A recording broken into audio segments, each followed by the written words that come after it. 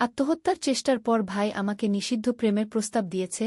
আমি স্তব্ধ হয়ে গেলাম যখন আমার ভাই অরিজিৎ বলল, আত্মহত্যার চেষ্টার পর হাসপাতালে তোকে বাঁচিয়ে আনার পর তুই আমার হাত ধরে বললি, আমি জানি তুই আমাকে ভাইয়ের চেয়ে বেশি ভালোবাসিস। আমি সাহস করে স্বীকার করলাম, হ্যাঁ, আমি তোকে প্রেম করি, এবং আমি চাই তুই আমার স্ত্রী হ। সমাজের বাধা উপেক্ষা করে আমি তোকে বিয়ে করতে চাই। তুই কি রাজি আছিস আমার সাথে এই নিষিদ্ধ প্রেমের যাত্রায়? একটি ভয়ঙ্কর ব্রেকআপের পর আমি খুব ডিপ্রেশনে ছিলাম। আমার বয়ফ্রেন্ড আমাকে প্রতারণা করেছিল, আমার ভালোবাসার মূল্য দেয়নি। আমি সবকিছু হারিয়ে ফেলেছি বলে মনে করছিলাম, তাই একদিন আত্মহত্যার চেষ্টা করেছিলাম। আমার ভাই অরিজিৎ আমাকে হাসপাতালে নিয়ে গিয়েছিল, ডাক্তাররা আমাকে বাঁচিয়েছিলেন। হাসপাতালে জ্ঞান ফেরার পর আমি খুব কাঁদছিলাম। অরিজিৎ আমার পাশে বসেছিল, আমার হাত ধরে। আমি তাকে বলেছিলাম, আমি জানি তুই আমাকে খুব ভালোবাসিস, ভাইয়ের চেয়ে বেশি। আমি এটা বলেছিলাম কারণ আমি জানতাম সে আমার জন্য যে কোনো কিছু করতে পারে। আমি আসলে রোমান্টিক অর্থে বলিনি, কিন্তু অরিজিৎ তা সেভাবেই নিয়েছিল। সে আমার হাত আরও শক্ত করে ধরে যা বলল, তাতে আমি স্তব্ধ হয়ে গেলাম। অরিজিৎ, তুই কি পাগল হয়ে গেছিস? আমি বিশ্বাস করতে পারছিলাম না। আমি তো সেই অর্থে বলিনি। তুই আমার ভাই। আমি জানি অঞ্জনা। অরিজিৎ আমার দিকে তাকিয়ে রইল। কিন্তু আমি আর নিজের অনুভূতি লুকাতে পারছি না। আমি তোকে হারাতে পারব না। আমি তোকে আমার জীবনসঙ্গী করতে চাই। এই গল্পটি সম্পূর্ণ শুনলে আপনাদের পানি অটোমেটিক বের হয়ে যাবে, সো যত দ্রুত সম্ভব হাতের কাছে টিস্যু নিয়ে বসে পড়ো। বিছানার চাদর যেন নষ্ট না হয় সেটা সম্পূর্ণ খেয়াল রাখার অনুরোধ জানিয়ে গল্পটি এখন শুরু করব। তার আগে সর্বশেষ অনুরোধ, দয়া করে এমন পানি বের করার গল্প নিয়মিত শুনতে আমাদের চ্যানেলটি সকলেই সাবস্ক্রাইব করুন। ধন্যবাদ। হ্যালো বন্ধুরা, আমার নাম শ্রাবন্তী রায়। আমার বয়স ৪২ বছর। আমার স্বামীর নাম অনিন্দ রায়, বয়স ৪৫ বছর। আমাদের ২ সন্তান, অর্ণব আর দীপা। অর্ণব ১৯ বছর বয়সী, কলেজে পড়ে। দীপা ১২ বছর বয়সী, স্কুলে যায়। আমি আমার এই আখি নামের ছোট বোনকে নিয়ে আজ একটি অবিশ্বাস্য ঘটনার কথা বলতে চাই। আখির বয়স ২৫ বছর। সে আমাদের পরিবারের সবচেয়ে ছোট সদস্য, আমার থেকে ১৫ বছরের ছোট। আমরা ২ বোন আর আমাদের ভাই অরিজিৎ, যার বয়স এখন ৪০ বছর, একসাথে বড় হয়েছি। একদিন আখি আমাকে ফোন করে বলল, দিদি, আমি কিছু দিন তোমার বাড়িতে থাকতে চাই। আমার একটা সমস্যা হয়েছে। আমি অবাক হলাম। আখি সাধারণত অরিজিৎ দাদার বাড়িতে থাকত, তার পড়াশোনার সুবিধার জন্য। অরিজিতের বাড়ি থেকে তার কলেজ কাছে ছিল। কি হয়েছে আখি? আমি জিজ্ঞেস করলাম।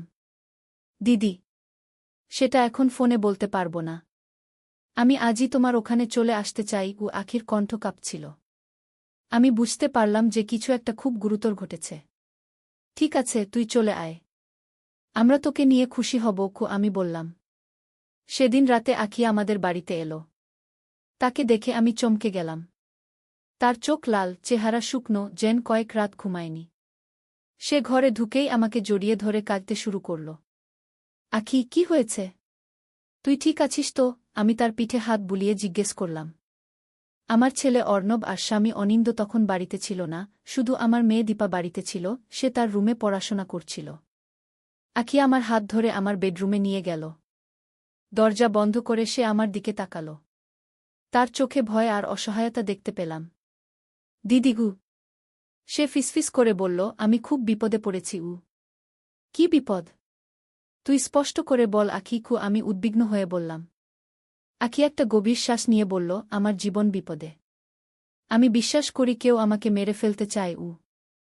আমি হতবাক হয়ে গেলাম। কি বলছিস তুই?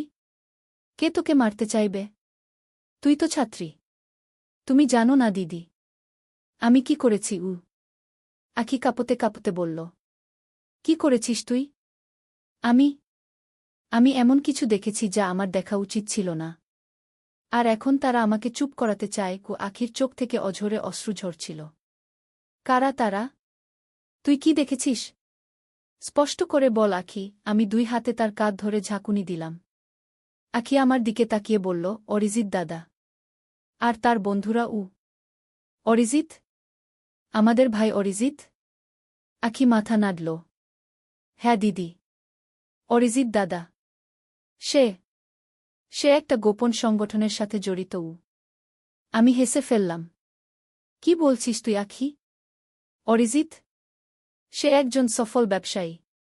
তার নিজের কোম্পানি আছে। সে কোনো গোপন সংগঠনে থাকবে কেন?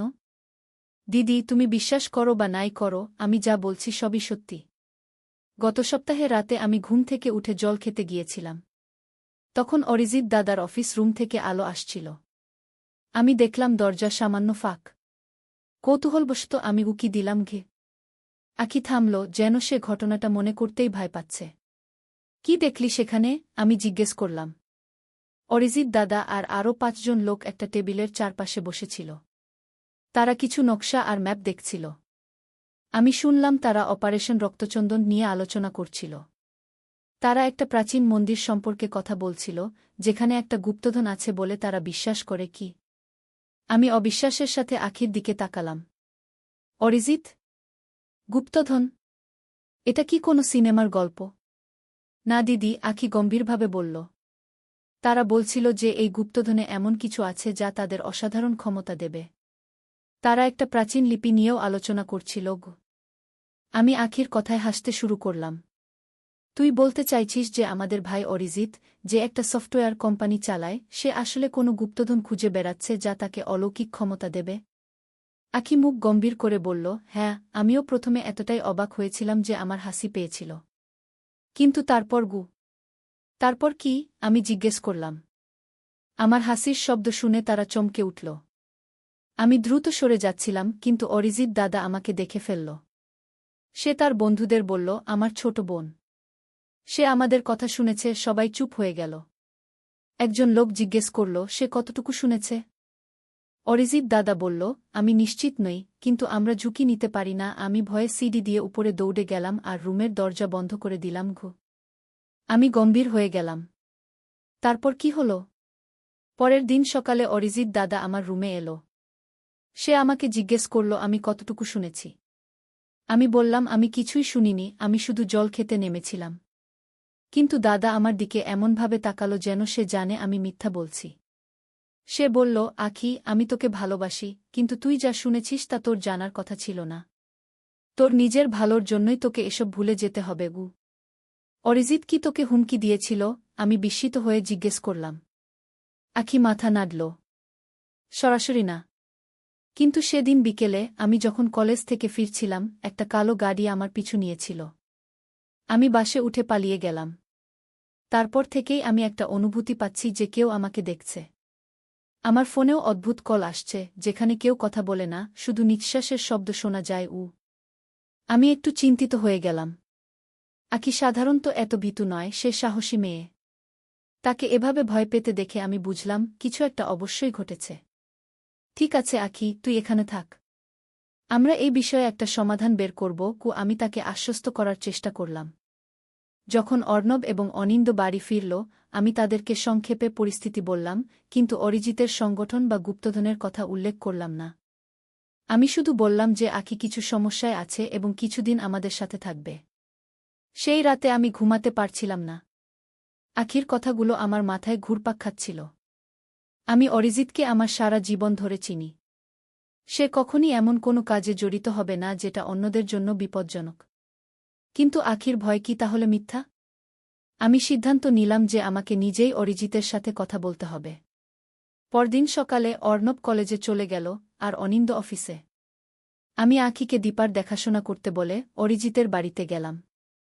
অরিজিতও তার বাড়িতেই অফিস করে, তাই আমি জানতাম সে সেখানেই থাকবে। যখন আমি তার বাড়ি পৌঁছালাম, তার বাড়ির কাজের লোক আমাকে ভেতরে নিয়ে গেল। দিদি, তুমি এখানে? অরিজিত আমাকে দেখে অবাক হল। হ্যাঁ অরিজিৎ, আমাকে তোর সাথে কথা বলতে হবে। আমি গম্ভীর স্বরে বললাম।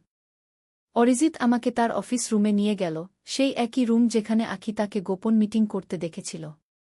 রুমটা দেখতে একদম স্বাভাবিক ছিল, একটা বড় ডেস্ক, কম্পিউটার, বইয়ের আলমারি। কোনো গোপন নকশা বা ম্যাপ ছিল না। কি ব্যাপার দিদি? অরিজিৎ জিজ্ঞেস করল। আঁখি আমার বাড়িতে এসেছে। সে খুব ভয় পেয়েছে। আমি সরাসরি বললাম। অরিজিতের মুখের ভাব পাল্টে গেল। আঁখি? সে কেন ভয় পেয়েছে? সে বলছে যে তুই কোনো গোপন সংগঠনের সাথে জড়িত আছিস, আর তোরা কোনো গুপ্তধন খুঁজছিস। আমি সরাসরি বললাম, তার প্রতিক্রিয়া দেখার জন্য। অরিজিৎ হঠাৎ হেসে উঠল, এত জোরে যে তার চোখে পানি এসে গেল। কি? আমি গোপন সংগঠনে? গুপ্তধন? এটা কোনো সিনেমার প্লট নাকি? আমি তার প্রতিক্রিয়া দেখে একটু আশ্বস্ত হলাম। সে বলছে যে সে তোকে কয়েকজন লোকের সাথে গোপন মিটিং করতে দেখেছে। তোরা নাকি অপারেশন রক্তচন্দন নিয়ে আলোচনা করছিলি। অরিজিতের হাসি থেমে গেল।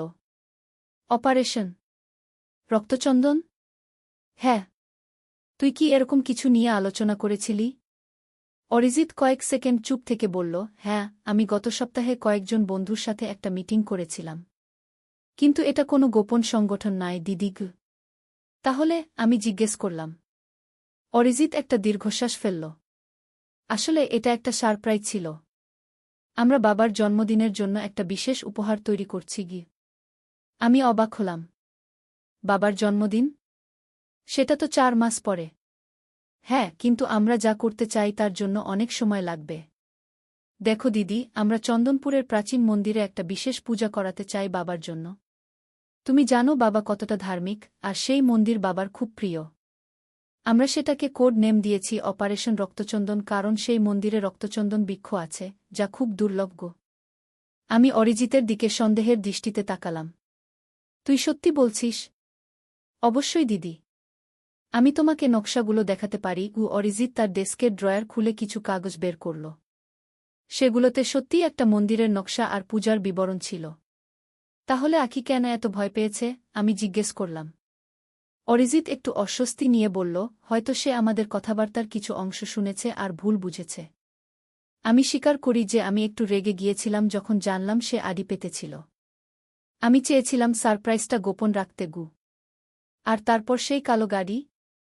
আঁখি বলছে যে একটা কালো গাড়ি তাকে ফলো করেছিল। আমি জিজ্ঞেস করলাম। অরিজিৎ বিস্মিত দেখাল। কালো গাড়ি?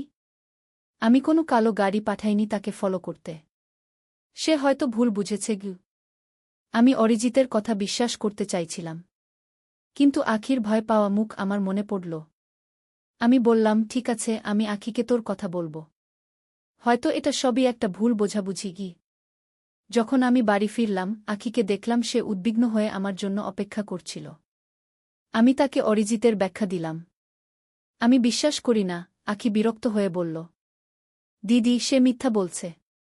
তারা কোনো পূজার কথা আলোচনা করছিল না। তারা ক্ষমতা এবং নিয়ন্ত্রণ নিয়ে কথা বলছিল। আমি নিজের কানে শুনেছি। আঁখি, আমি শান্তভাবে বললাম, তুই হয়তো কথার কিছু অংশ শুনেছিস।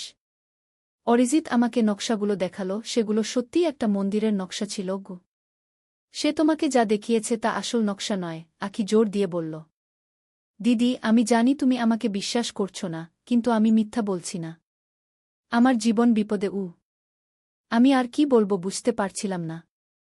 একদিকে আমার ছোট বোন, যাকে আমি সারা জীবন চিনি, অন্যদিকে আমার ছোট ভাই, যার সাথেও আমার ভালো সম্পর্ক। তাদের মধ্যে কাকে বিশ্বাস করব? সেই রাতে আমি আর অনিন্দ বিছানায় শুয়ে কথা বলছিলাম। আমি তাকে সব খুলে বললাম, আঁখির ভয়, অরিজিতের ব্যাখ্যা, আমার দ্বিধা। তুমি কি মনে করো? আমি জিজ্ঞেস করলাম। অনিন্দ একটু ভাবল। অরিজিতের ব্যাখ্যা যুক্তিসঙ্গত মনে হচ্ছে। কিন্তু আঁখির ভয়টাও আমার কাছে বাস্তব মনে হচ্ছে। আমার মনে হয় আমাদের আরও তদন্ত করা উচিত। কিভাবে? আমি জিজ্ঞেস করলাম। আমি চন্দনপুরের মন্দির সম্পর্কে একটু খোঁজ নিতে পারি। যদি সেখানে সত্যিই কোনো বিশেষ পূজার আয়োজন হচ্ছে, তাহলে অরিজিতের কথা সত্যি হতে পারে। অনিন্দ বলল। সেটা ভালো ধারণা। আমি সম্মত হলাম। পরের কয়েকদিন বেশ অস্বস্তিকর ছিল। আঁখি বাড়িতেই থাকল, বাইরে যেতে ভয় পাচ্ছিল। অনিন্দ চন্দনপুরের মন্দির সম্পর্কে খোঁজ নিচ্ছিল। আর আমি দুশ্চিন্তা ছিলাম। চতুর্থ দিনে অনিন্দ অফিস থেকে ফিরে এসে আমাকে ডাকল। শ্রাবন্তী, আমার কিছু তথ্য পেয়েছি। কি পেয়েছ? আমি উৎসুক হয়ে জিজ্ঞেস করলাম। চন্দনপুরের মন্দিরে সত্যিই একটা বিশেষ পূজার আয়োজন হচ্ছে, কিন্তু সেটা বিশেষ লোকেদের জন্য। আমি পুরোহিতের সাথে কথা বলেছি, তিনি বলেছেন যে এই পূজা শুধু সংঘের সদস্যদের জন্য। অনিন্দ বলল। সংঘ? কোন সংঘ? আমি জিজ্ঞেস করলাম। তিনি বেশি কিছু বলতে চাননি। তবে তিনি উল্লেখ করেছেন যে এই পূজা অনেক প্রাচীন, এবং এর উদ্দেশ্য হল সেই যা হারিয়ে গেছে তা ফিরিয়ে আনা। অনিন্দ বলল। আমি আরও জানতে পেরেছি যে সেই মন্দিরের নিচে একটা গুপ্ত গুহা আছে, যেখানে নাকি প্রাচীন সময়ে কিছু মূল্যবান জিনিস রাখা ছিল। আমি চমকে উঠলাম। তাহলে কি আকি সত্যি বলছিল? অরিজিৎ সত্যিই কোনো গোপন সংগঠনের সাথে জড়িত? আর তারা কোনো গুপ্তধন খুঁজছে? আমাদের এই বিষয়ে অরিজিতের সাথে আবার কথা বলা উচিত কি? আমি বললাম। আমি একমত, অনিন্দ বলল। কিন্তু সাবধানে। যদি সে সত্যিই কোনো গোপন সংগঠনের সাথে জড়িত থাকে, তাহলে সে আমাদের থেকে সত্য লুকাবে। আমাদের চালাকি করে জানতে হবে গু। আমরা সিদ্ধান্ত নিলাম যে অনিন্দ অরিজিতের সাথে দেখা করবে, একজন বিজনেসম্যান হিসেবে, আর চন্দনপুরে বিনিয়োগের সম্ভাবনা নিয়ে কথা বলবে।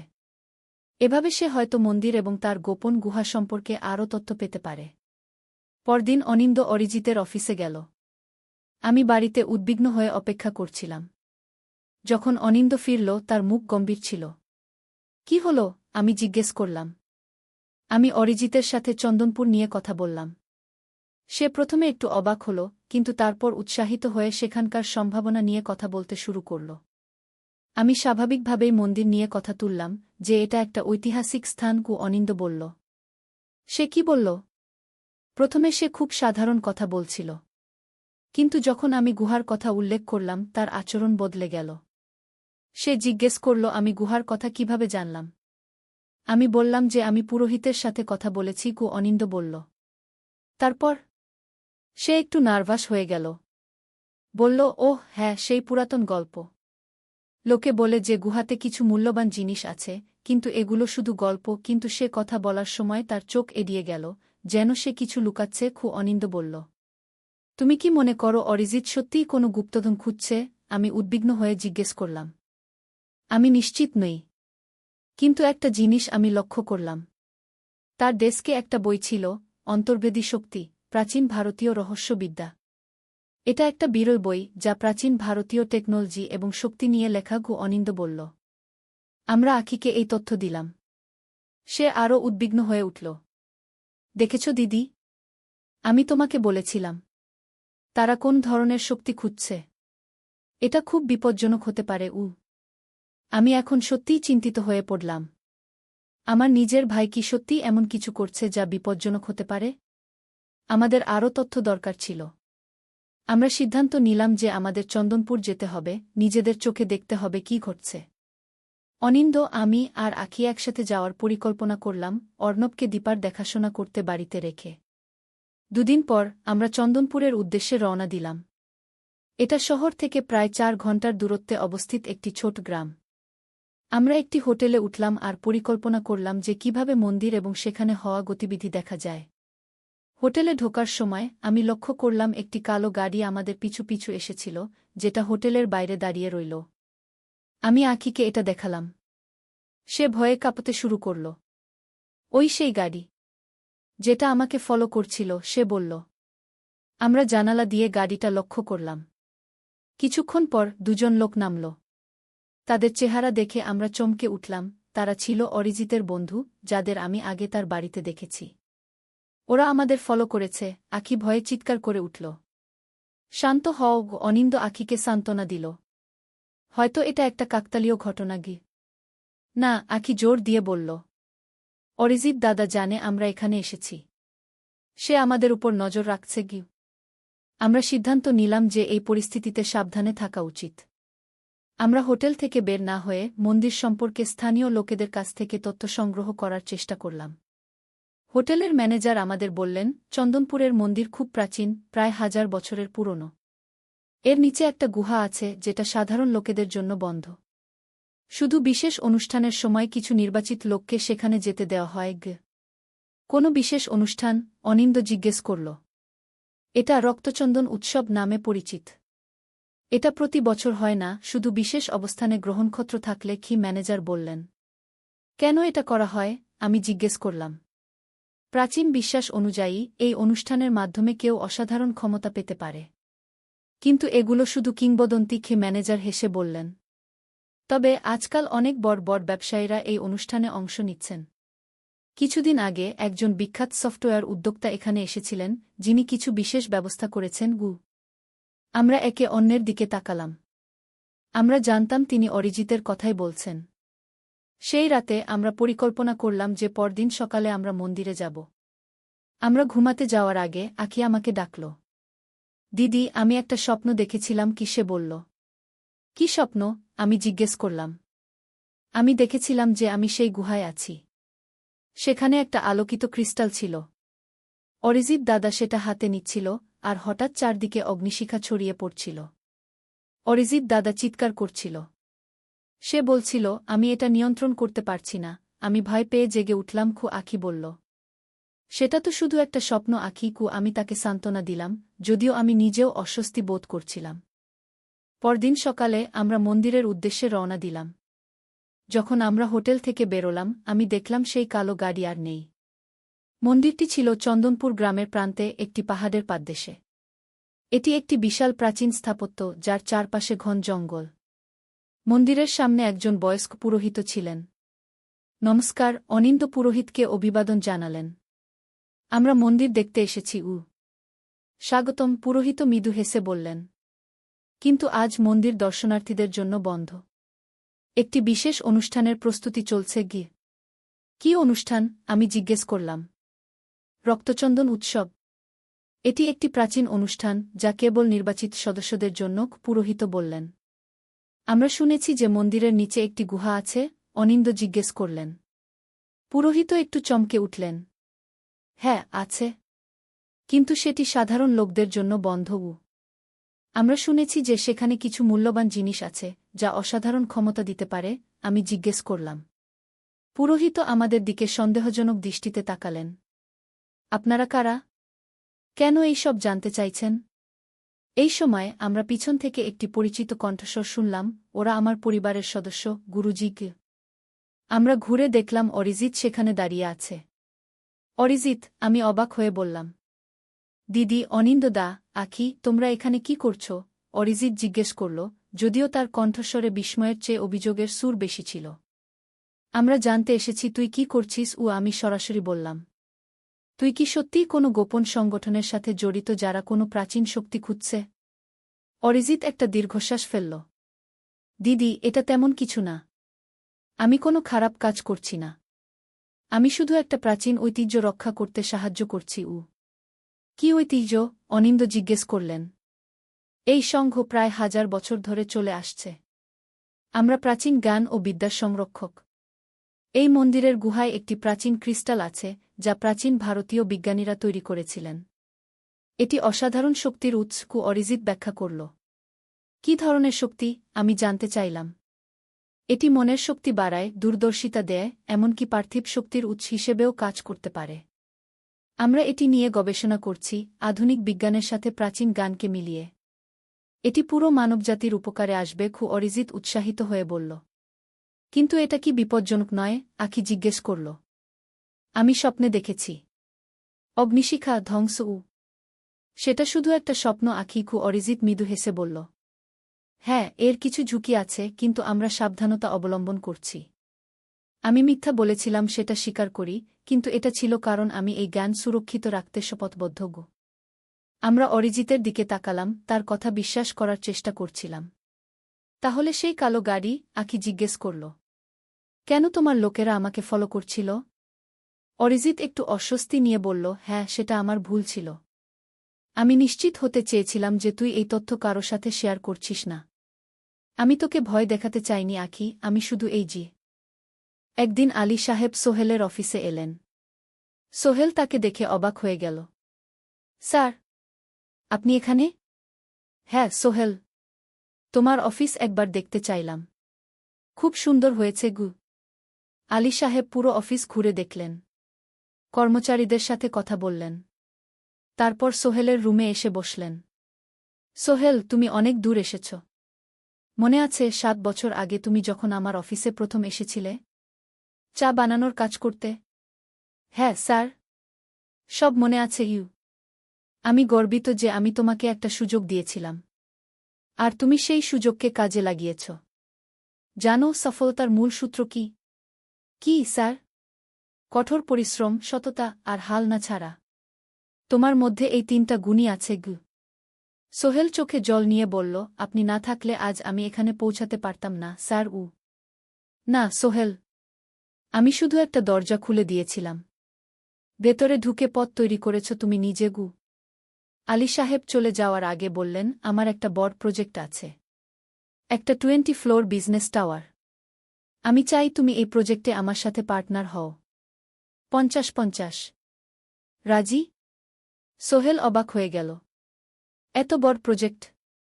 স্যার, আমার কি যথেষ্ট সামর্থ্য আছে? আছে। আমি বিশ্বাস করি। সোহেল রাজি হয়ে গেল। এটা তার জীবনের সবচেয়ে বড় প্রজেক্ট হবে। 50 অধ্যায়, বড় চ্যালেঞ্জ। 20 ফ্লোর বিজনেস টাওয়ারের কাজ শুরু হল। এটা সোহেলের জীবনের সবচেয়ে বড় চ্যালেঞ্জ। প্রজেক্টের বাজেট প্রায় 10 করোড় টাকা। সোহেলকে 5 করোড় টাকা ইনভেস্ট করতে হবে। সোহেল তার সব সঞ্চয়ে, ব্যাংক লোন আর কিছু ইনভেস্টর থেকে টাকা জোগাড় করল। এটা একটা বিশাল ঝুঁকি। যদি প্রজেক্ট ব্যর্থ হয়, সব শেষ। মিনা চিন্তিত ছিল। সোহেল, এত বড় ঝুঁকি নেওয়া ঠিক হবে? মিনা, জীবনে বড় কিছু করতে হলে ঝুঁকি নিতে হয়। আমি এই সুযোগ হাতছাড়া করতে চাই না। কিন্তু যদি কিছু ভুল হয়? ভুল হবে না। আমি আলী সাহেবের সাথে আছি। উনি আমাকে গাইড করবেন। প্রজেক্ট শুরু হল। প্রথম 6 মাস সব ভালোই চলছিল। কাজ সময়মতো হচ্ছে, বাজেট ঠিক আছে। কিন্তু 7 মাসের মাথায় একটা বড় সমস্যা দেখা দিল। একজন প্রধান ইনভেস্টর হঠাৎ তার টাকা ফেরত চাইলেন। তিনি অন্য একটা জরুরি কাজে টাকা লাগবে বলে জানালেন। 1 করোড় টাকা ফেরত দিতে হবে। সোহেল বিপদে পড়ে গেল। 1 করোড় টাকা এখন কোথায় পাবে? প্রজেক্টে সব টাকা ঢেলে দিয়েছে। সে আলী সাহেবের সাথে কথা বলল। আলী সাহেব বললেন, চিন্তা করো না, আমি ব্যবস্থা করছি। কিন্তু আলী সাহেবও বড় একটা প্রজেক্টে আটকে আছেন। তার হাতে লিকুইড ক্যাশ নেই। সোহেল অন্য ব্যাংক থেকে লোন নেওয়ার চেষ্টা করল। কিন্তু ব্যাংক বলল, ইতিমধ্যে তার অনেক লোন আছে, নতুন লোন দিতে পারবে না। সোহেল রাতে ঘুমাতে পারছিল না। খাওয়া দাওয়া বন্ধ করে দিয়েছিল। মিনা তাকে দেখে খুব চিন্তিত হয়ে গেল। সোহেল, প্লিজ নিজেকে এভাবে শেষ করে ফেলো না। কোনো একটা রাস্তা বের হবেই। কিন্তু সোহেল কোনো রাস্তা দেখতে পাচ্ছিল না। ইনভেস্টর 15 দিন সময় দিয়েছে। 15 দিনের মধ্যে টাকা ফেরত না দিলে তিনি আইনি ব্যবস্থা নেবেন। 10 দিন কেটে গেল। সোহেল কোনো সমাধান খুঁজে পেল না। সে প্রায় হাল ছেড়ে দিয়েছিল। 11 দিনের দিন একটা অপ্রত্যাশিত ঘটনা ঘটল। জাহিদ ভাই, সোহেলের পুরনো সহকর্মী, তার অফিসে এলেন। জাহিদ ভাই এখন একটা রিয়েল এস্টেট কোম্পানিতে সিনিয়র ম্যানেজার। সোহেল, আমি তোমার সমস্যার কথা শুনেছি। হ্যাঁ ভাই, আমি বিপদে পড়েছি। আমি তোমাকে সাহায্য করতে চাই। আমার কিছু সঞ্চয় আছে। 5 লাখ টাকা। তুমি নাও। সোহেল চোখে জল নিয়ে বলল, ভাই, আমি কিছু বলার দরকার নেই। তুমি আমাকে অনেক কিছু শিখিয়েছ। তোমার কাছ থেকে পরিশ্রম আর সততা শিখেছি। এখন আমার পালা তোমাকে সাহায্য করার। জাহিদ ভাই চলে যাওয়ার পর আরও 2 জন এলো। একজন সোহেলের পুরনো ক্লায়েন্ট, আরেকজন তার কর্মচারী। 2 জন মিলে আরও 8 লাখ টাকা দিল। করিম মামা 20 লাখ টাকা ব্যবস্থা করলেন। তার কিছু বন্ধুদের কাছ থেকে ধার করে। মিনা তার সব গয়না বিক্রি করে 10 লাখ টাকা দিল। সবাই মিলে প্রায় 45 লাখ টাকা জোগাড় হল। বাকি 65 লাখ টাকা সোহেল তার অফিসের সব অ্যাসেট বিক্রি করে আর একটা প্রাইভেট ফিন্যান্স কোম্পানি থেকে উচ্চ সুদে লোন নিয়ে ব্যবস্থা করল। ঠিক 14 দিনের দিন সোহেল ইনভেস্টরকে 1 করোড় টাকা ফেরত দিল। ইনভেস্টর টাকা নিয়ে চলে গেলেন। সোহেল তার অফিসে ফিরে এসে চেয়ারে বসে কাঁদল। এত চাপ, এত টেনশন, সব যেন একসাথে বের হয়ে এলো। মিনা এসে তাকে জড়িয়ে ধরল। আমরা পেরেছি সোহেল, আমরা পেরেছি। 16 অধ্যায়, পুনরুদ্ধার।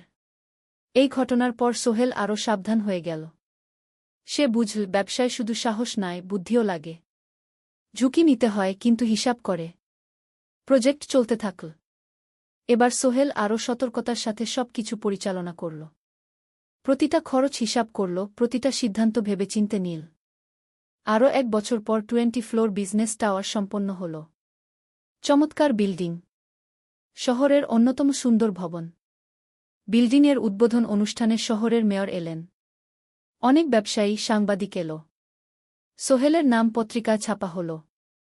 স্বপ্নের শহরে এক তরুণ উদ্যোক্তার সফলতার গল্প। প্রজেক্ট থেকে সোহেলের লাভ হল প্রায় 2 করোড় টাকা। এই টাকা দিয়ে সে সব ঋণ শোধ করল। জাহিদ ভাইয়ের টাকা ফেরত দিল। করিম মামার ঋণ শোধ করল। যারা সাহায্য করেছিল সবাইকে টাকা ফেরত দিল। মিনার জন্য নতুন গয়না কিন। আরও সুন্দর। তার মাকে গ্রামে একটা নতুন পাকা বাড়ি বানিয়ে দিল। মা কাঁদতে কাঁদতে বললেন, তোর বাবা বেঁচে থাকলে কত খুশি হতো। তুই আমার সব স্বপ্ন পূরণ করেছিস গে। সোহেল নিজেদের জন্য একটা ফ্ল্যাট কিন। 4 রুমের ফ্ল্যাট, সমুদ্রের কাছে। এখন আর ভাড়া বাড়িতে থাকতে হয় না। 7ম অধ্যায়, প্রতিদান। সোহেল এখন একজন প্রতিষ্ঠিত উদ্যোক্তা। কিন্তু সে তার শেখ ভোলেনি। যে গ্রাম থেকে সে এসেছে, যারা তাকে সাহায্য করেছে, কাউকেই ভোলেনি। সে তার গ্রামে একটা স্কুল বানিয়ে দিল। সোহেল ফাউন্ডেশন স্কুলকে গরিব ছেলেমেয়েরা ফ্রিতে পড়তে পারবে। ভালো শিক্ষক নিযোগ দিল। ভালো পড়াশোনার ব্যবস্থা করল। শহরে একটা ফ্রি মেডিকেল ক্লিনিক খুল। গরিব মানুষরা ফ্রিতে চিকিৎসা পাবে। প্রতি বছর 10 জন মেধাবী কিন্তু গরিব ছাত্রছাত্রীকে স্কলারশিপ দেওয়া শুরু করল। তারা বিনামূল্যে পড়াশোনা করতে পারবে। একদিন একটা টিভি চ্যানেল সোহেলের ইন্টারভিউ নিতে এলো। আপনার সফলতার গোপন সূত্র কি? সোহেল একটু ভেবে বলল, কঠোর পরিশ্রম, সততা আর হাল না ছাড়া। এই 3টা জিনিস যদি কারো মধ্যে থাকে, সে যে কোনো কিছু অর্জন করতে পারে। আর সবচেয়ে বড় কথা, যারা আমাকে সাহায্য করেছে তাদের ছাড়া আমি কিছুই না। একা কেউ সফল হতে পারে না গি। আপনার পরবর্তী স্বপ্ন কি? আমি চাই আরও মানুষকে সাহায্য করতে। আমার মতো যারা গ্রাম থেকে শহরে আসে তাদের জন্য একটা ট্রেনিং সেন্টার খুলব। তারা সেখানে বিভিন্ন স্কিল শিখতে পারবে। চাকরি পাবে। নিজের পায়ে দাঁড়াতে পারবে গু। 8ম অধ্যায়, নতুন প্রজন্ম। আরও 5 বছর কেটে গেল। সোহেল এখন 45 বছরের। তার মেয়ে সারা এখন 9 বছরের। স্কুলে ক্লাস 4-এ পড়ে। খুব মেধাবী মেয়ে। একদিন সারা বাবাকে জিজ্ঞেস করল, বাবা, তুমি কিভাবে এত বড় হলে? আমার বন্ধুরা বলে তুমি একজন সফল মানুষ গো। সোহেল তাকে কোলে নিয়ে বসল। বাবা, তুমি জানো তোমার দাদু ছিলেন একজন স্কুল শিক্ষক। খুব সৎ মানুষ। কিন্তু আমরা গরিব ছিলাম। আমি রিকশা চালাতাম গো। রিকশা? সত্যি? হ্যাঁ। তারপর আমি এই শহরে এলাম। অনেক কষ্ট করেছি। কিন্তু হাল ছাড়িনি। মানুষ আমাকে সাহায্য করেছে। আর আমি কঠোর পরিশ্রম করেছি। বাবা, আমিও কি তোমার মতো হতে পারব? অবশ্যই পারবে বাবা। তবে মনে রেখো, সফলতা মানে শুধু টাকা পয়সা না। সফলতা মানে ভালো মানুষ হওয়া। অন্যদের সাহায্য করা। সৎ থাকা। সারা মাথা নাডল। আমি ভালো মানুষ হব বাবা। সোহেল তার মেয়েকে জড়িয়ে ধরল। মনে মনে ভাবল, তার জীবনের সব কষ্ট সার্থক হয়েছে। মিনা রান্নাঘর থেকে ডাকল, খাবার তৈরি। এসো। সোহেল সারাকে নিয়ে ডাইনিং টেবিলে গেল। ঋতু এসেছে। সে এখন বিয়ে করেছে, তার একটা ছেলে হয়েছে। সোহেলের মা মাঝে মাঝে চট্টগ্রামে বেড়াতে আসেন। আজও এসেছেন। সবাই মিলে খেতে বসল। হাসিগল্পে ভরা পরিবার। সোহেল তাকাল তার মায়ের দিকে, মিনার দিকে, সারার দিকে, ঋতুর দিকে। মনে হল, জীবনে আর কি চাই? খাওয়া শেষে সবাই বসে রইল। গল্প করছিল। হঠাৎ সোহেলের ফোন বাজল। অফিস থেকে। একটা জরুরি বিষয়। সোহেল ফোন রেখে দিয়ে মিনাকে বলল, একটা নতুন প্রজেক্টের প্রস্তাব এসেছে। একটা এতিমখানা বানানোর কাজ। সরকারি প্রজেক্ট। তুমি নেবে? অবশ্যই। এটা আমার স্বপ্নের প্রজেক্ট। যেসব বাচ্চাদের বাবা মা নেই তাদের জন্য একটা সুন্দর জায়গা। মিনা হাসল। তুমি কখনো বদলাও না। এখনো অন্যদের কথা ভাবো। এটাই তো জীবন মিনা। শুধু নিজের জন্য বাঁচলে কি হবে? 49 অধ্যায়, উত্তরাধিকার। 10 বছর আরও কেটে গেল। সোহেল এখন 55 বছরের। তার চুলে পাক ধরেছে। কিন্তু শক্তি এখনও আগের মতোই।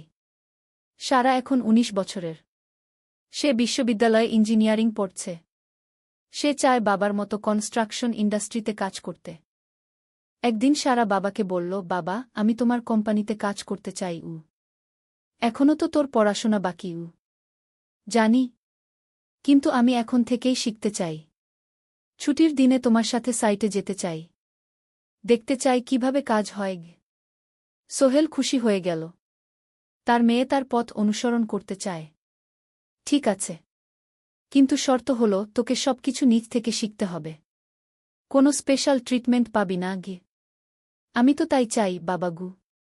সারা তার বাবার সাথে কাজ শিখতে শুরু করল।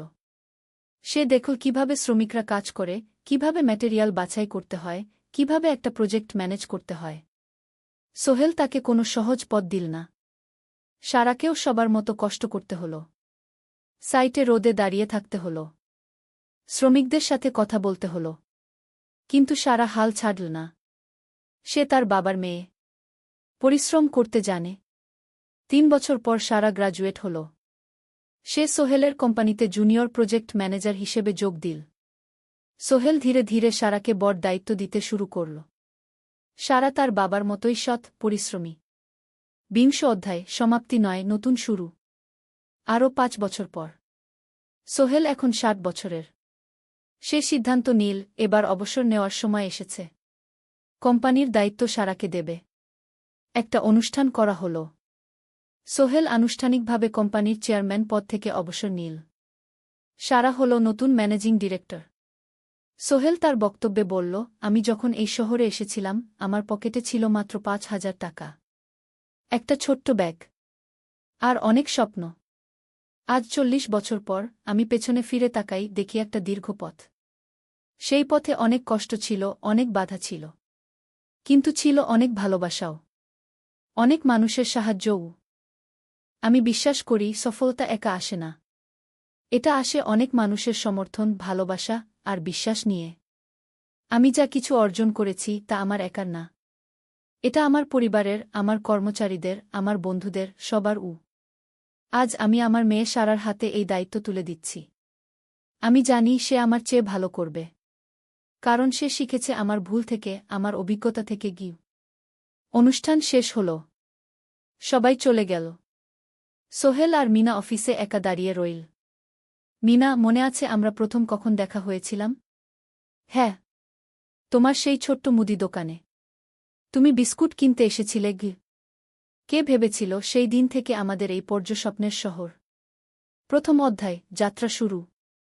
সকাল 7টা বেজে গেছে। ঢাকার কমলাপুর রেলস্টেশনে মানুষের ভিড়। চারদিকে চা বিস্কুট বিক্রেতাদের চিৎকার, ট্রেনের হর্ন আর যাত্রীদের কোলাহল। এই বিশাল ভিড়ের মধ্যে একটা ছোট্ট ব্যাগ হাতে দাঁড়িয়ে আছে সোহেল। বয়স মাত্র 22। গায়ের রং শ্যামলা, চোখে স্বপ্নের ঝিলিক। ভাইজা, চট্টগ্রামের টিকিট আছে? সোহেল টিকিট কাউন্টারের সামনে দাঁড়িয়ে জিজ্ঞেস করল। আছে। 3 টাকা। কাউন্টারের লোকটা উত্তর দিল। সোহেল তার পকেট থেকে টাকা বের করল। মোট 5,000 টাকা। এই টাকা সে জমিয়েছে গত 3 বছরে রিকশা চালিয়ে। তার স্বপ্ন ছিল চট্টগ্রাম গিয়ে একটা ভালো চাকরি পাওয়া। গ্রামে আর থাকতে চায় না সে। বাবা মারা গেছেন 10 বছর আগে। মা আর ছোট বোন ঋতুকে নিয়ে সংসার চালাচ্ছিল রিকশা চালিয়ে। কিন্তু এভাবে তো আর সারা জীবন চলবে না। টিকিট কেটে সোহেল প্ল্যাটফর্মে এলো। ট্রেন ছাড়বে আর মাত্র 15 মিনিট পরে। সে একটা বেঞ্চে বসে পড়ল। ব্যাগটা বুকের কাছে চেপে ধরল। এই ব্যাগে আছে তার সব সম্পদ, কিছু কাপড়, একটা ছোট্ট ফটো ফ্রেমে বাবা মায়ের ছবি, আর কিছু টাকা। কোথায় যাচ্ছেন? পাশে বসা একজন বয়স্ক মানুষ জিজ্ঞেস করলেন। চট্টগ্রাম কাকা।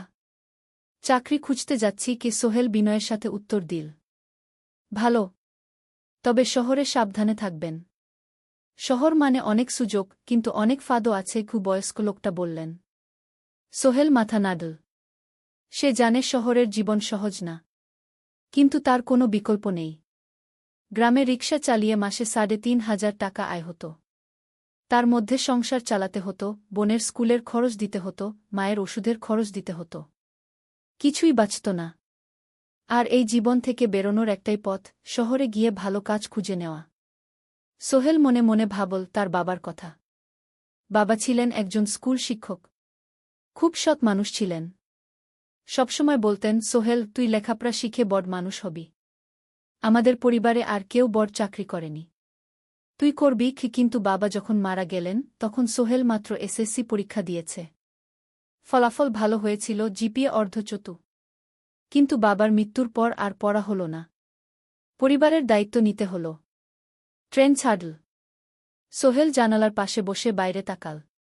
ধানক্ষেত, নদী, ছোট ছোট গ্রাম, সব পেছনে ফেলে ট্রেন এগিয়ে চল। সোহেলের মনে হল সে যেন তার পুরনো জীবনটাকেও পেছনে ফেলে আসছে। ট্রেনে একজন হকার এসে চা বিক্রি করছিল। সোহেল একটা চা কিন। 10 টাকা। চা খেতে খেতে সে ভাবছিল চট্টগ্রাম পৌঁছে কি হবে। করিম মামা তাকে সাহায্য করবেন তো? চাকরি পাওয়া যাবে তো? করিম মামা আসলে সোহেলের খুব দূর সম্পর্কের মামা। সোহেলের দাদির বোনের ছেলে। অনেক বছর আগে গ্রাম ছেড়ে চট্টগ্রামে চলে গিয়েছিলেন। সেখানে একটা কনস্ট্রাকশন কোম্পানিতে কাজ করেন। বছরে একবার দুবার গ্রামে আসতেন। গত বছর যখন এসেছিলেন তখন সোহেলের মাকে বলেছিলেন সোহেলকে চট্টগ্রাম পাঠান। আমি একটা কাজের ব্যবস্থা করে দেব। সেই কথাতেই ভরসা করে সোহেল আজ এই যাত্রা। দ্বিতীয় অধ্যায়, নতুন শহর। চট্টগ্রাম পৌঁছাতে প্রায় 6 ঘণ্টা লেগে গেল। দুপুর 1টা বাজে। সোহেল স্টেশন থেকে বের হয়ে শহরের রাস্তায় দাঁড়াল। কি বিশাল শহর! এত গাড়ি, এত মানুষ। চারদিকে উঁচু উঁচু বিল্ডিং, দোকানপাট, মানুষের ভিড়। সোহেল কিছুক্ষণ দাঁড়িয়ে থাকল সব কিছু দেখতে দেখতে। তার মনে হচ্ছিল সে যেন অন্য কোনো পৃথিবীতে এসে পড়েছে। তার পকেটে একটা ছোট্ট কাগজ আছে। সেখানে লেখা একটা ঠিকানা, করিম মিয়া, বাড়ি নং 23, রোড নং 5, আগ্রাবাদ, চট্টগ্রামকে। সোহেল একটা রিকশা ডাকল। কত নেবেন আগ্রাবাদ যেতে? 50 টাকা গু। সোহেল রিকশায় উঠল। রাস্তার দুধারে দোকান, মার্কেট, অফিস, সব কিছু দেখতে দেখতে সে অবাক হয়ে গেল। এত বড় শহর, এত কিছু! গ্রামের সেই ছোট্ট বাজারের সাথে কোনো তুলনাই হয় না। প্রায় আধা ঘণ্টা পর রিকশা একটা পুরনো বাড়ির সামনে থামল। 3 তলা বাড়ি, কিন্তু রং উঠে গেছে। সিঁড়ি দিয়ে উঠে 3য় তলায় করিম মামার ফ্ল্যাটে নক করল। দরজা খুলল এক মধ্যবয়সী মহিলা। কে? আসসালামু আলাইকুম আপা। আমি সোহেল। নোয়াখালীর গ্রাম থেকে এসেছি। করিম মামা বাড়িতে আছেন? মহিলা তাকে মাথা থেকে পা পর্যন্ত দেখল। করিম তো অফিসে গেছে। তুমি কে? কোথা থেকে এসেছ? সোহেল সব খুলে বলল। মহিলা তাকে ভেতরে ঢুকতে দিল। বসো। করিম সন্ধ্যায় ফিরবে গু। ফ্ল্যাটটা ছোট। 2টো রুম, একটা ছোট্ট রান্নাঘর আর একটা বাথরুম। কিন্তু সোহেলের কাছে খুব সুন্দর লাগল। গ্রামের সেই টিনের ঘরের চেয়ে তো অনেক ভালো। মহিলা তার নাম জানাল সালমা। করিম মামার স্ত্রী। তাদের 2টো ছেলে, একজন ক্লাস 8-এ পড়ে, আরেকজন ক্লাস 5-এ। খেয়েছ? সালমা আপা জিজ্ঞেস করল। না আপা গু। অপেক্ষা করো। ভাত আছে, মাছ আছে। খাও। সোহেল প্রথমে রাজি হতে চাইল না। কিন্তু খুব খিদে পেয়েছিল। সকাল থেকে শুধু একটা চা আর বিস্কুট খেয়েছে। খাওয়া দাওয়ার পর সোহেল বসে রইল। সালমা আপা তাকে গল্প করতে লাগল। তোমার মা কেমন আছেন? তোমার বোন? ভালো আছে আপা। মার একটু গেটে বাত আছে। ওষুধ খাচ্ছেন। বোন স্কুলে পড়ে কু। তুমি কি করতে চাও এখানে? চাকরি খুঁজছি আপা। যে কোনো কাজ করব। বাসায় মা আর বোনকে টাকা পাঠাতে হবে। সালমা আপা মাথা নাড়ল। করিম তোমার জন্য কিছু একটা করবে। সে ভালো মানুষ গ। সারাদিন অপেক্ষা করল সোহেল। সন্ধ্যা 6টায় করিম মামা ফিরলেন। 50-এর কাছাকাছি বয়স, কালো রঙের প্যান্ট শার্ট পরা, হাতে একটা ব্যাগ। আরে সোহেল, কবে এলি? করিম মামা খুশি হয়ে বললেন। আজ সকালে মামা গু। করিম মামা তাকে জড়িয়ে ধরলেন। অনেকদিন পর দেখলাম। কেমন আছিস? ভালো আছি মামা গি। ভালো করেছিস এসে। এখানে অনেক সুযোগ আছে। তোর জন্য একটা কাজের ব্যবস্থা করে দেব। তবে প্রথমে কয়েকদিন এখানে থাক। শহরটা একটু চিনে নে। তারপর কাজে যোগ দিবি। সোহেলের মনে আসার আলো জ্বল। সে ভাবল হয়তো তার ভাগ্য এবার পাল্টাবে। 3য় অধ্যায়, প্রথম চাকরি। 1 সপ্তাহ পরে করিম মামা সোহেলকে তার কোম্পানিতে নিয়ে গেলেন। কোম্পানির নাম আলামিন কনস্ট্রাকশন।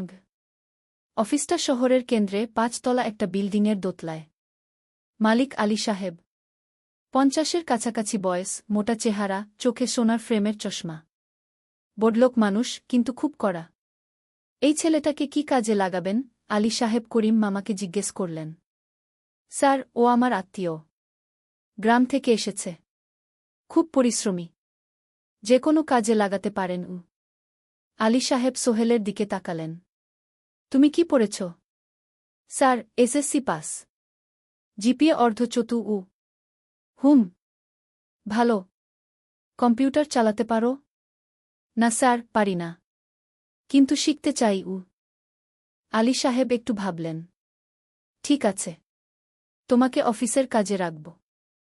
ফাইল গুছানো, চা বানানো, কাগজপত্র নিয়ে যাওয়া না এসব। মাসে 5,000 টাকা। রাজি আছো? জি স্যার। সোহেল খুশি হয়ে গেল। 5,000 টাকা। রিকশা চালিয়ে 3,500 পেত। এখানে 5,000। কাজ শুরু হলো পরদিন থেকে। সকাল 8টায় অফিসে যেতে হয়, ফিরতে হয় সন্ধ্যা 7টায়। প্রথম দিন সোহেল ঘুম থেকে উঠল ভোর 5টায়। তৈরি হয়ে 7:30টায় অফিসের উদ্দেশ্যে বের হল। করিম মামার বাড়ি থেকে অফিস প্রায় 5 কিলোমিটার। বাসে যেতে হয়। অফিসে পৌঁছে সোহেল দেখল সেই প্রথম আলী সাহেব এখনও আসেননি। অফিস খোলা ছিল না। 8-10 মিনিট পর একজন লোক এসে অফিস খুল। তুমি নতুন? জি। আমি সোহেল গু। আমি জাহিদ, অ্যাসিস্ট্যান্ট ম্যানেজার। এসো উ। জাহিদ ভাই সোহেলকে সব কিছু দেখাল। অফিসে মোট 6 জন কর্মচারী। 2 জন ইঞ্জিনিয়ার, একজন অ্যাকাউন্ট্যান্ট, একজন অ্যাসিস্ট্যান্ট ম্যানেজার, জাহিদ ভাই, একজন রিসেপশনিস্ট, আর এখন সোহেল। সোহেলের কাজ শুরু হলো চা বানানো দিয়ে। তারপর অফিস পরিষ্কার করা, ফাইল গুছানো, কাগজপত্র এক জায়গা থেকে আরেক জায়গায় নিয়ে যাওয়া। কাজ কঠিন না, কিন্তু সারাদিন দৌড়ঝাঁপ করতে হয়। দুপুরে খাবারের জন্য আধা ঘন্টা বিরতি। সোহেল একটা ছোট হোটেলে গিয়ে ভাতরাল তরকারি খেল। 50 টাকা। সন্ধ্যায় অফিস বন্ধ হল। সোহেল ক্লান্ত হয়ে বাসায় ফিরল। কেমন লাগল প্রথম দিন? করিম মামা জিজ্ঞেস করলেন। ভালো মামা। অনেক কিছু শিখলাম ঘ। প্রথম মাসের শেষে সোহেল বেতন পেল 5,000 টাকা। সে 3,000 টাকা মাকে পাঠাল। মা ফোনে কাঁদতে লাগলেন। আল্লাহ তোকে ভালো রাখুক সোহেল উ। সোহেলের চোখেও জল এলো। তার মনে হল সে একটা বড় কাজ করতে পেরেছে। চতুর্থ অধ্যায়, শহরের জীবন। 3 মাস কেটে গেল। সোহেল এখন শহরের সাথে মিশে গেছে। প্রতিদিন অফিসে যাও আসার পথে সে দেখে হাজারো মানুষের জীবন। কেউ সফল, কেউ ব্যর্থ। কিন্তু সবাই চলছে নিজের পথে। সোহেল অফিসের কাজের পাশাপাশি কম্পিউটার শেখার চেষ্টা করছে। অফিসে একটা কম্পিউটার আছে। যখন কেউ ব্যবহার করে না, তখন সোহেল একটু একটু শিখার চেষ্টা করে। জাহিদ ভাই তাকে সাহায্য করেন।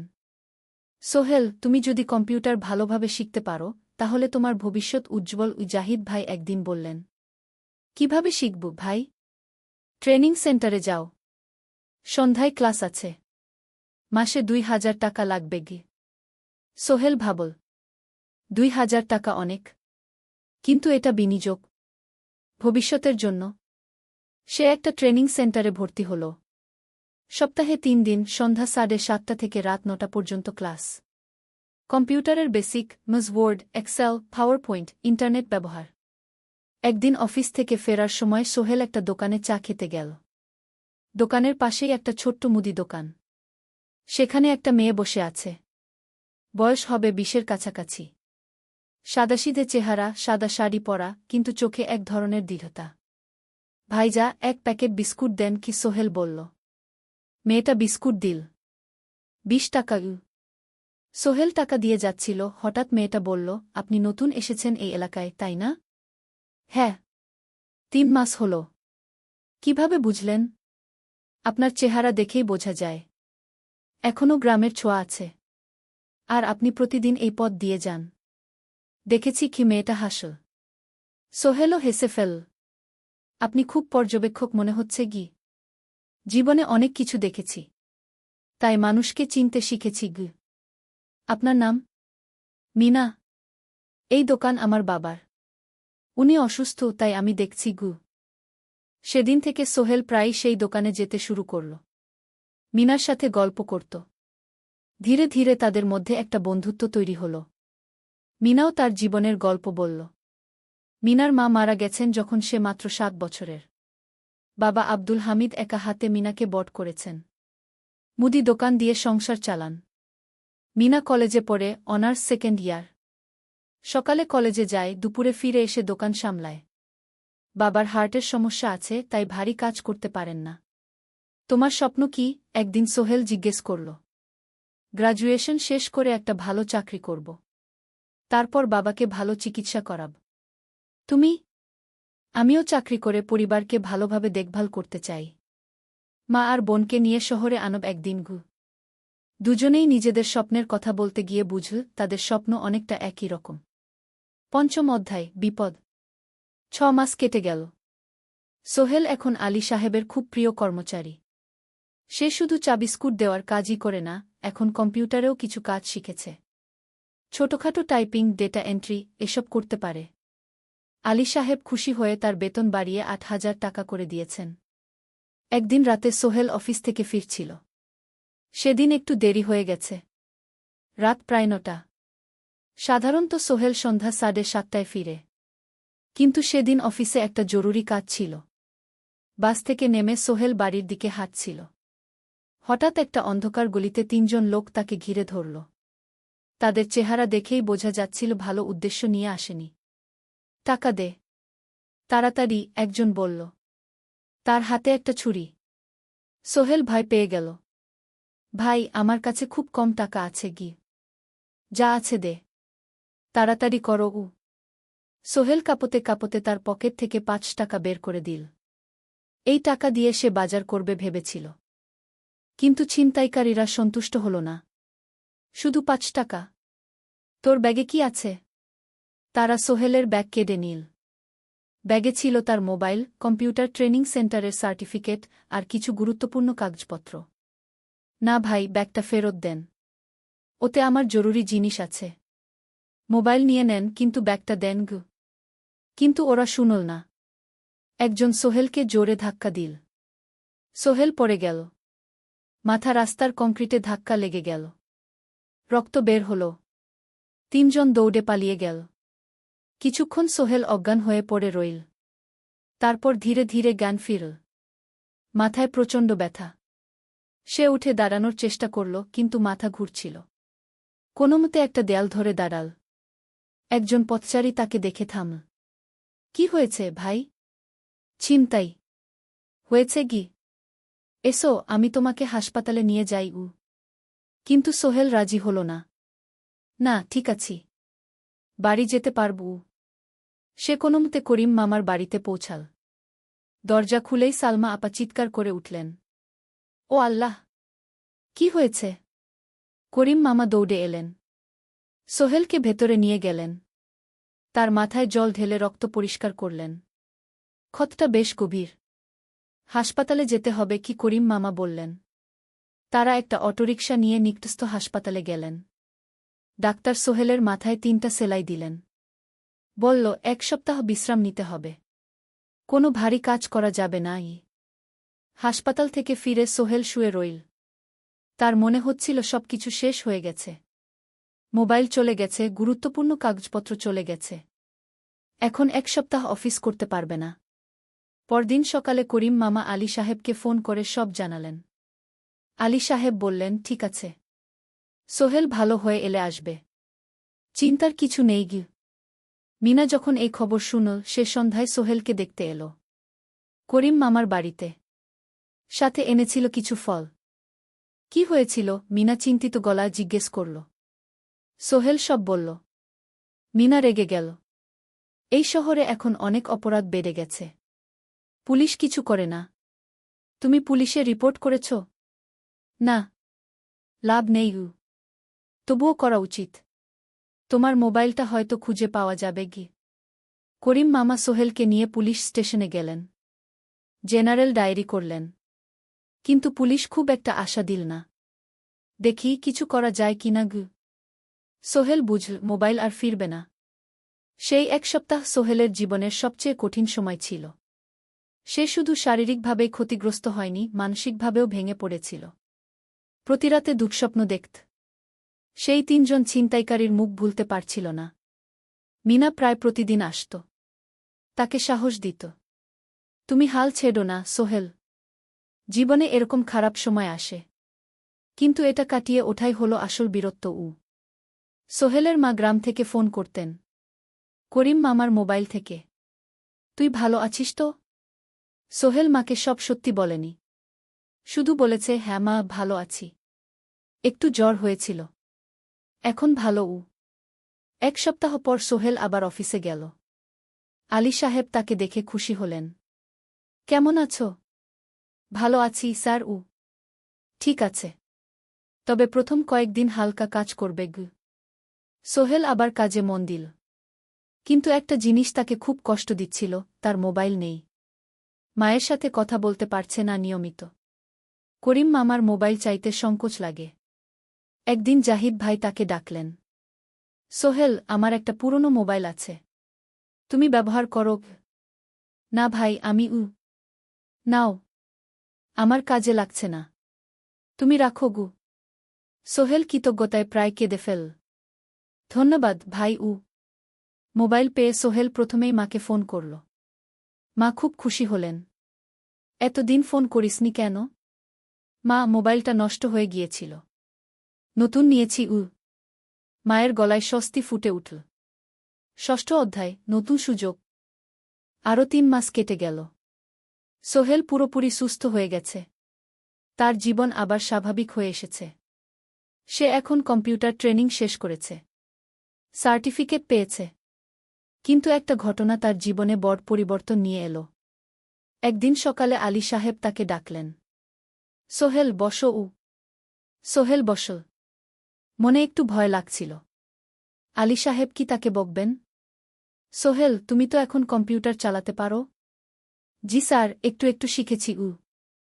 ভালো, আমি তোমার কাজ দেখছি, তুমি খুব পরিশ্রমী আর সৎ। আমাদের কোম্পানিতে এরকম মানুষের দরকার। সোহেল কিছু বুঝতে পারছিল না। আমি তোমাকে একটা সুযোগ দিতে চাই। আমাদের কোম্পানি একটা ট্রেনিং প্রোগ্রাম চালু করছে নতুন কর্মচারীদের জন্য। 6 মাসের কোর্স, কম্পিউটার অ্যাকাউন্টিং, ভবন নির্মাণের হিসাব নিকাশ, প্রজেক্ট ম্যানেজমেন্ট, সব শিখবে। কোম্পানি সব খরচ দেবে। ট্রেনিংয়ের সময় তোমার বেতনও চলবে। রাজি আছো? সোহেল বিশ্বাস করতে পারছিল না। স্যার, সত্যি? আমাকে এত বড় সুযোগ দিচ্ছেন? হ্যাঁ, তুমি ভালো ছেলে, পরিশ্রমী। আমি তোমাকে এগিয়ে দিতে চাই। ভবিষ্যতে তুমি এই কোম্পানির একজন গুরুত্বপূর্ণ কর্মচারী হবে। সোহেল কৃতজ্ঞতায় প্রায় কেঁদে ফেল। ধন্যবাদ স্যার, আমি কঠোর পরিশ্রম করব। আমি জানি। সেদিন সন্ধ্যায় সোহেল মিনার দোকানে গেল। মিনাকে খবরটা দিল। মিনা খুব খুশি হল, তার চোখে জল এসে গেল। তুমি পারবে সোহেল, আমি জানি। সোহেল তার মা আর বোনকেও ফোন করে খবরটা দিল। মা কাঁদতে লাগলেন। তোর বাবা বেঁচে থাকলে কত খুশি হতো। ট্রেনিং শুরু হলো পরের মাস থেকে। প্রতিদিন সকালে 3 ঘন্টা ক্লাস, তারপর বাকি সময় অফিসের কাজ। ক্লাসে 5 জন নতুন কর্মচারী, সবাই তরুণ, উৎসাহী। শিক্ষক ছিলেন একজন অভিজ্ঞ ইঞ্জিনিয়ার, নাম রহিম স্যার। তিনি খুব ভালোভাবে সব কিছু বুঝাতেন। কম্পিউটার অ্যাকাউন্টিং, এক্সেলে জটিল ক্যালকুলেশন, প্রজেক্টের বাজেট তৈরি, সময় ব্যবস্থাপনা, সব। সোহেল পুরো মনোযোগ দিয়ে শিখতে লাগল। সন্ধ্যায় বাড়ি ফিরে প্র্যাকটিস করত। করিম মামার ছেলের কাছ থেকে একটা ল্যাপটপ ধার নিত কখনো কখনো। 6 মাস পরে ট্রেনিং শেষ হল। সবাই সার্টিফিকেট পেল। আলী সাহেব একটা অনুষ্ঠান করলেন। সোহেল সেরা পারফর্মার হিসেবে একটা বিশেষ পুরস্কার পেল, 5,000 টাকা বোনাস।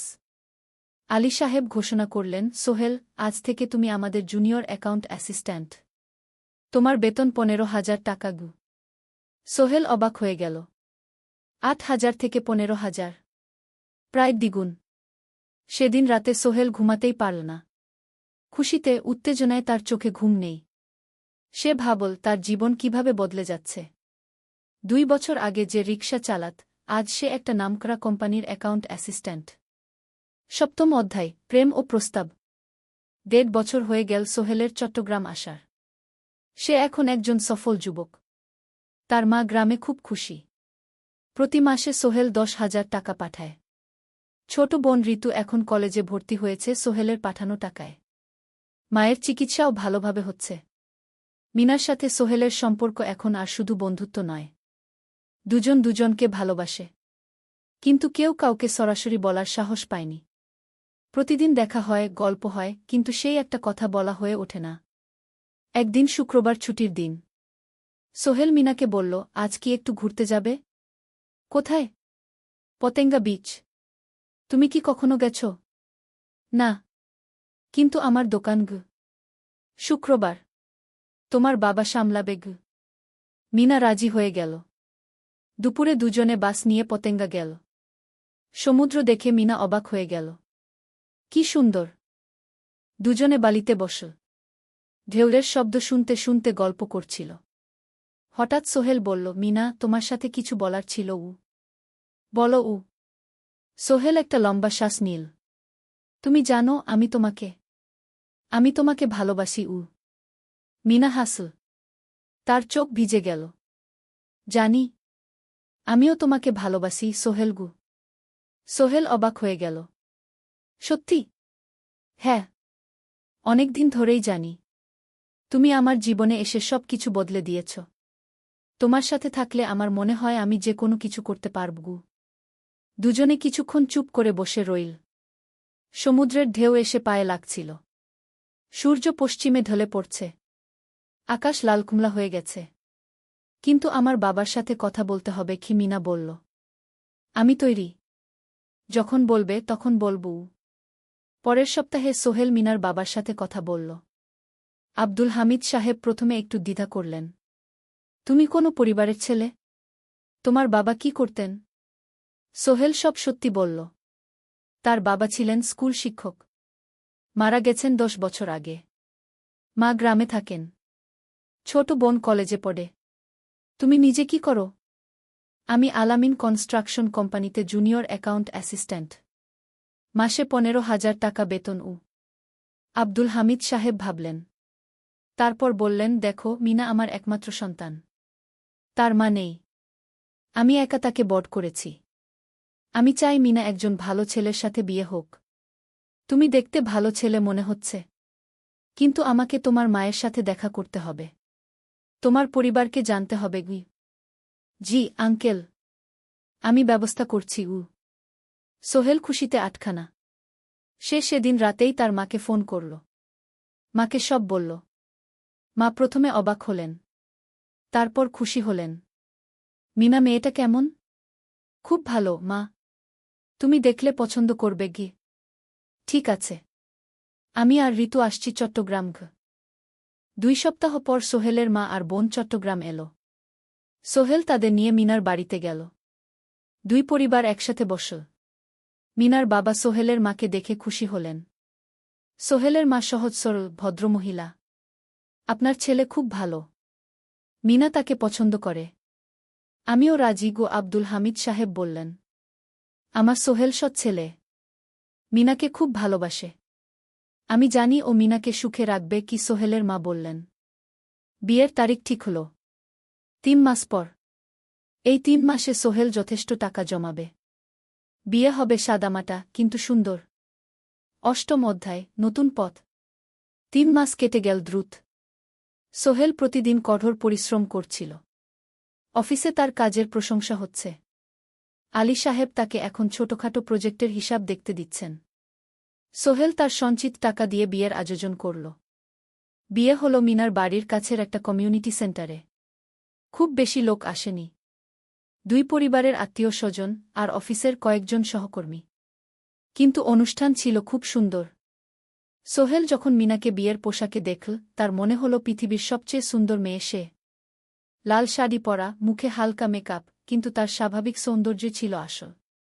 বিয়ের পর সোহেল একটা ছোট্ট ফ্ল্যাট ভাড়া নিল।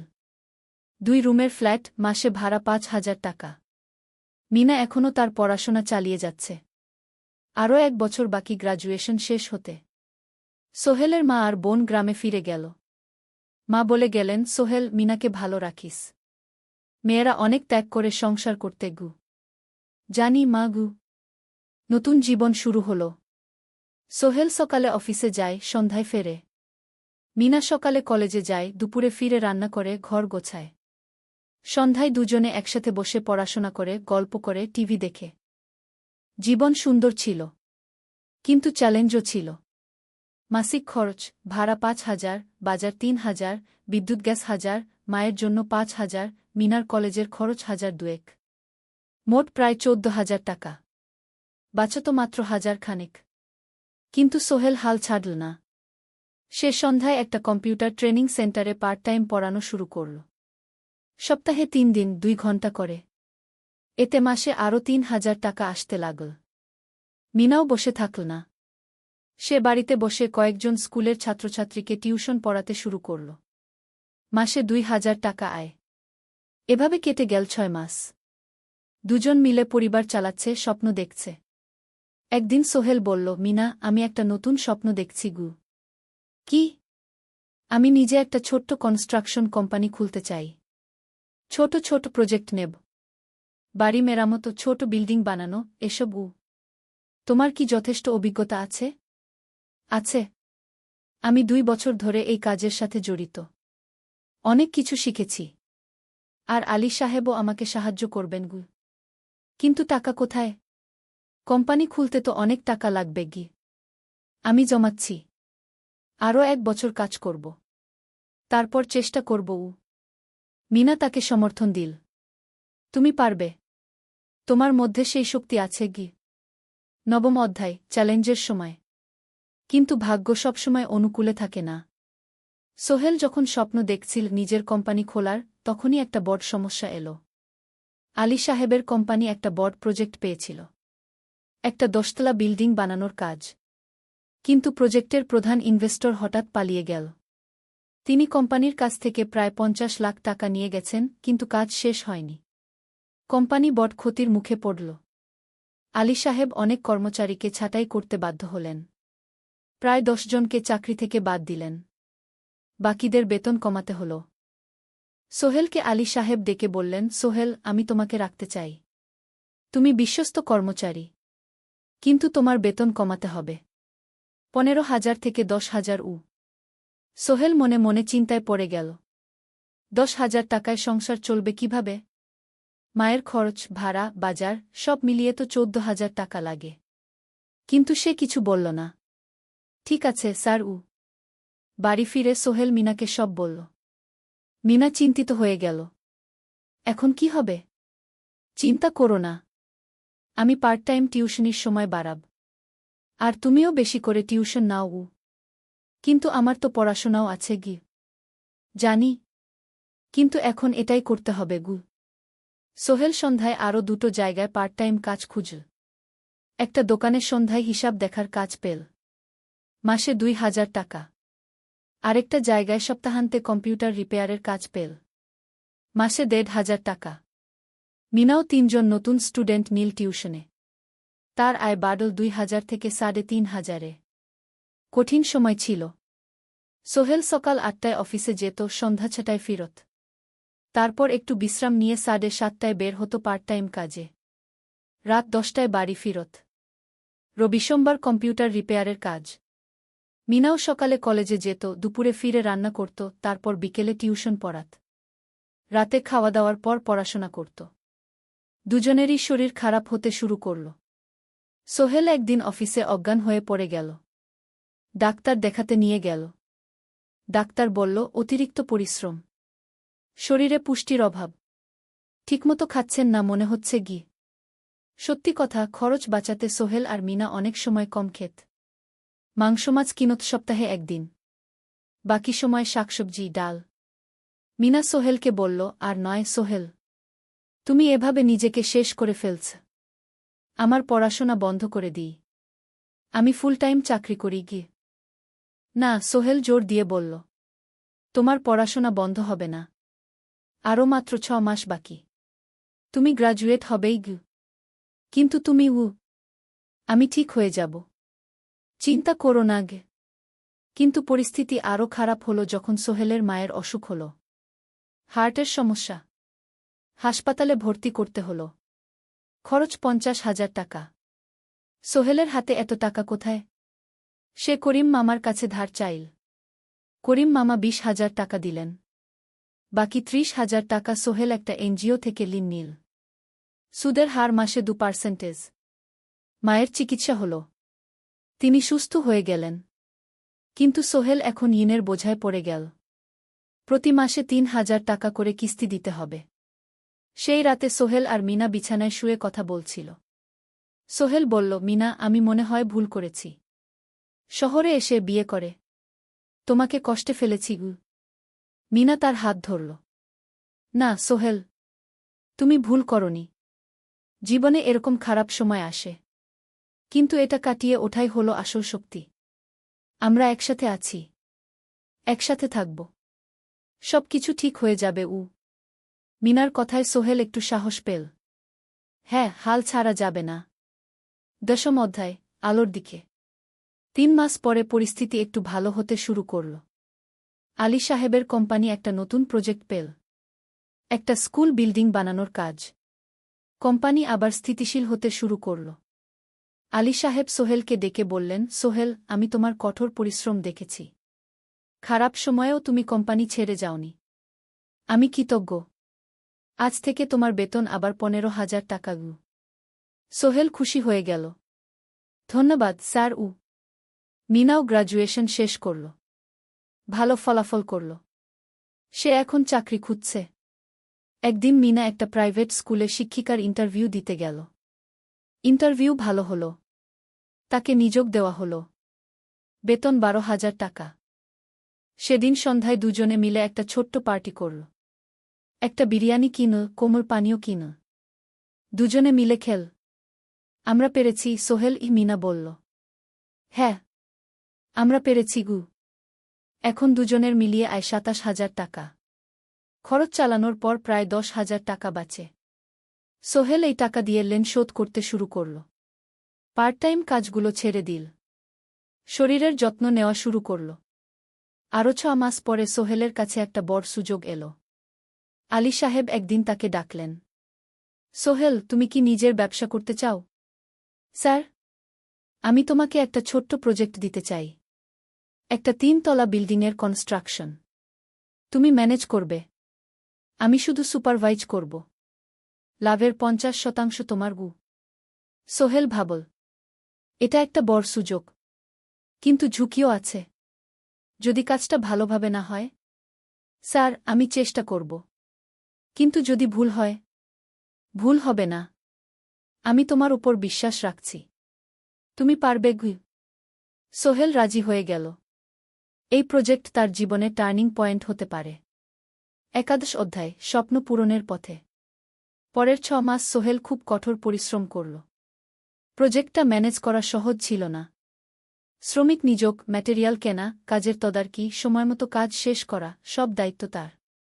প্রথম 2 মাস খুব চাপের মধ্যে গেল। একদিন একজন শ্রমিক কাজ করতে গিয়ে আহত হল।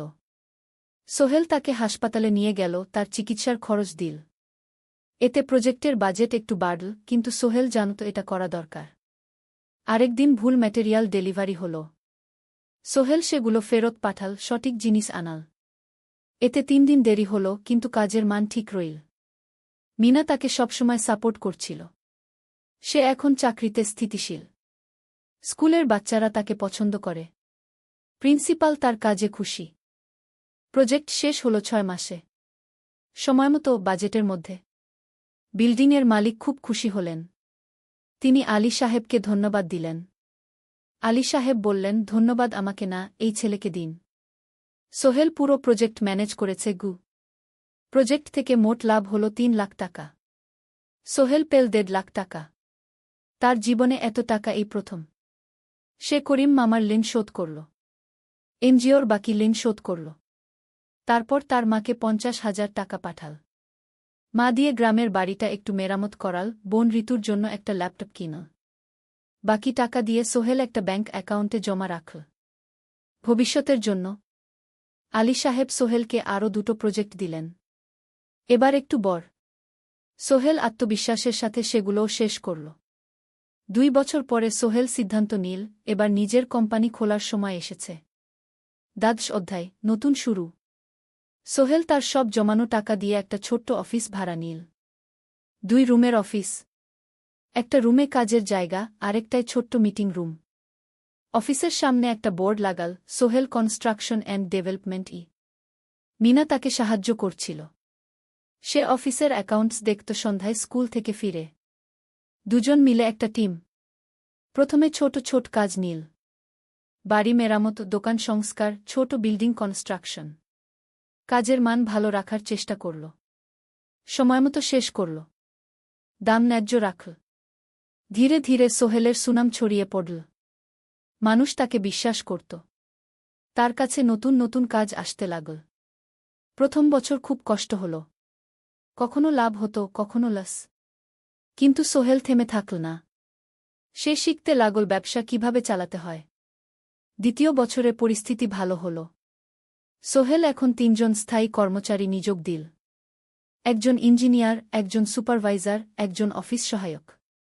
তৃতীয় বছরে একটা বড় প্রজেক্ট পেল। একটা স্কুল বিল্ডিং বানানোর কাজ। ৫ তলা বিল্ডিং।